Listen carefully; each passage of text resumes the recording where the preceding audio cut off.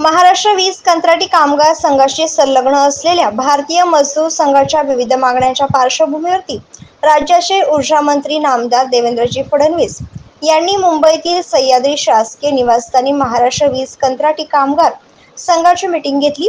यावेळी वीज उद्योगातील कंत्राटी कामगारांना 19% वेतनवाढ फरकासह विविध सेवा सवलती देण्यात येणार आहेत असे जाहीर केले। हरियाणा सरकारप्रमाणे कंत्राटदार विरहित शाश्वत रोजगाराची मागणी केली आहे।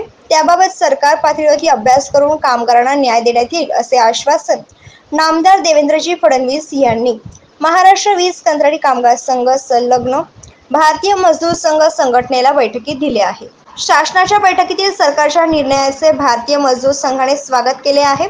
या बैठकीत भारतीय मजदूर संघाचे महाराष्ट्र प्रदेश अध्यक्ष अनिल ढुमणे, महामंत्री किरण मिलगिर, भारतीय मजदूर संघ विदर्भ प्रदेश सरचिटणीस गजानन गटेलवार, महाराष्ट्र वीज कंत्राटी कामगार संघाचे प्रदेश अध्यक्ष निलेश करात, महामंत्री सचिन मेंगाळे, कोषाध्यक्ष सागर पवार, उपमहामंत्री राहुल बोडके, महावितरण सचिव अभिजित माहुलकर, योगेश सायवणकर, विदर्भ प्रतिनिधी अंकुश डोंगरवाड, कोकण प्रतिनिधी कमाल खान, पश्चिम महाराष्ट्र प्रतिनिधी राहुल भालभर, मराठवाडा प्रतिनिधी मारुती गुंड, महानिर्मिती उपाध्यक्ष मोहन देशमुख, विनोद बनसोडे, विलास गुजरमाळे, विकास आडवाले व अन्य अनेक कामगार व प्रतिनिधी यावेळी उपस्थित होते।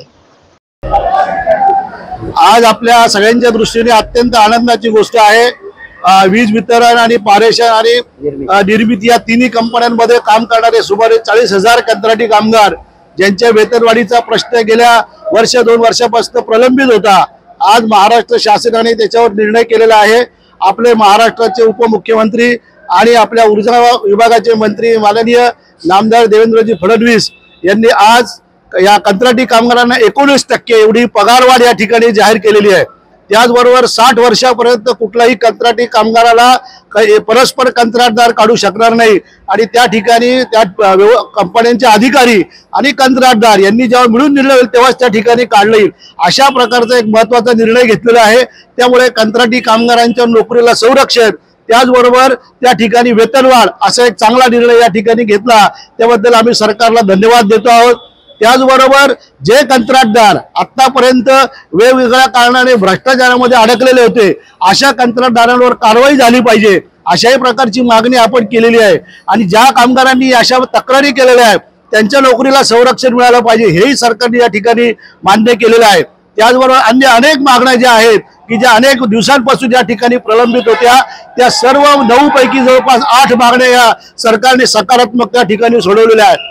ज्या लोकांनी या आंदोलनामध्ये सहभाग घेतला म्हणून त्यांचं विक्टिमायझेशन झालेलं आहे त्यांना देखील सगळ्यांना कामावर घ्यावं आणि अशा कामगारांवर जर केसेस दाखल झालेल्या असतील तर त्या देखील मागे घ्याव्यात, अशा प्रकारचं आश्वासन या ठिकाणी सरकारने दिलेलं आहे।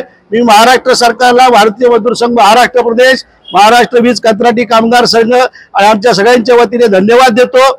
एसटी उद्योगाप्रमाणे वीज उद्योगातील कायम कामगारांप्रमाणे या ठिकाणी एसटीच्या कंत्राटी कामगारांना एक चांगली वाढ त्यांनी या ठिकाणी दिलेली आहे।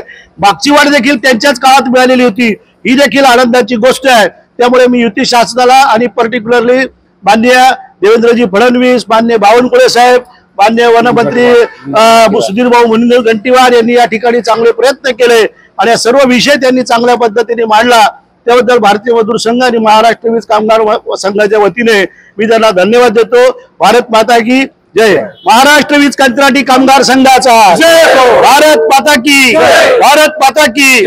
हम सब देशभक्त मजदूरों, राष्ट्रभक्त मजदूरों, भारत माता की।